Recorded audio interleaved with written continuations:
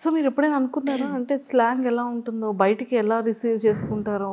అలా స్టైలిష్ తింగర్ బుచ్చి అని చెప్పాను కదా, అందులో మాత్రం ఇంకా నటించి జీవించి పడేసేదాన్ని అనమాట. అంటే నేనంటే నేను కాదన్నట్టు. అంటే ఎలా అంటే, హలో హాయ్ బాగున్నారా, ఎవరో నేనెవరు స్టైలిష్ తింగర్ బుచ్చి అని, ఎలా ఉన్నారు మీరు అంటే మనం తెలియని ఎవరైనా మనం కొత్తగా పరిచయం అయ్యారు అనుకోండి, ఇప్పుడు మనం డైరెక్ట్గా యాస మాట్లాడలేము వాళ్ళతో.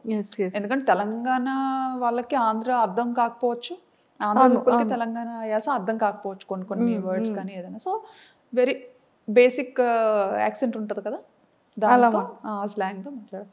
ఆ ఛానల్లో అలా మాట్లాడాను అనమాట. అలా అంత ఓవర్ యాక్షన్ చేయబట్టి ఆ ఛానల్ క్లిక్ అవ్వలేదేమో అనిపించింది. సో బ్యాంకాక్ పిల్లకి వచ్చేసరికి ఈ ఛానల్తో చాలా కష్టపడ్డాను.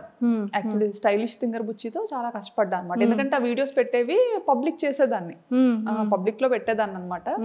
అప్పుడు అయ్యో ఎవరు చూడట్లేదు, పబ్లిక్ లో పెట్టినా వదినేమో అందరు చూస్తారని చెప్పారు.